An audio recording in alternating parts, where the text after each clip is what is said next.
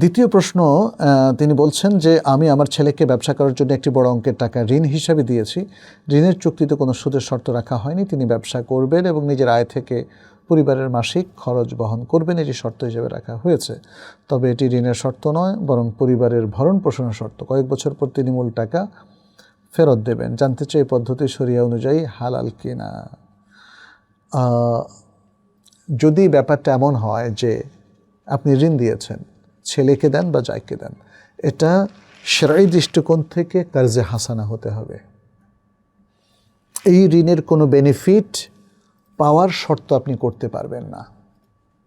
এই ঋণের কোনো বেনিফিট পাওয়ার শর্ত আপনি করতে পারবেন না। আপনি যদি বলেন যে আমি আর পরিবারকে দেখাশোনা করতে পারবো না, তুমি আমাকে এই পরিমাণ টাকা দিবা যাতে আমি পরিবার চালাতে পারি, এবং পরে তুমি আমাকে পুরো টাকাটা শোধ করবা, এটা সুদ হবে, এটা সুদ হবে।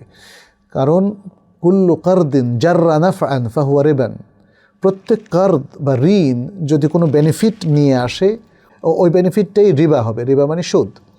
তাইলে আপনি যদি কাউকে 100 টাকা দিয়ে বলেন যে আমাকে 2টো কলম দিতে হবে, তাহলে 2টো কলম সুদ হবে। আপনি যদি 500 টাকা দিয়ে বলেন যে আমাকে একটা মাউস দিতে হবে, তাহলে মাউসটাও সুদ হবে। আপনি কার্জে হাসানা দিবেন নিঃশর্তে। আর যেটা আপনি বলেছেন যে মাসিক খরচের ব্যাপারটা আসলে ঋণের শর্ত নয়, এটা পারিবারিক শর্ত। এটা গ্রহণযোগ্য হতে পারে, কারণ আপনার ছেলে যদি বড় হয় এবং সামর্থ্যবান হয়, তাহলে তো পিতামাতাকে দেখার দায়িত্ব তার। এটা আপনি শর্ত না করলেও শরিয়া শর্ত করে দিয়েছে। ফলে আপনি এটাকে ঋণের সাথে ট্যাগ করবেন না। ঋণের সাথে ট্যাগ করলে একটা কনফিউশন, ধূম্রজাল সৃষ্টি হয় যে আপনার এই শর্তের কারণে এখানে কি সুদ হয়ে যাচ্ছে কি না। আপনার দরকারই নাই।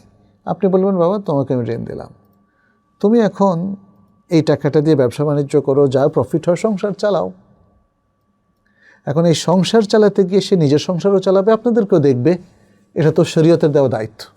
ফলে এটাকে যদি শরঈ দায়িত্বের ব্যাপারটা আলাদা রাখেন আর ঋণ দেওয়াটা পুরো কর্জে হাসানার বৈশিষ্ট্যের মধ্যে রেখে দেন, তাহলে শরীয়তে কোনো সমস্যা হবে না ইনশাআল্লাহ।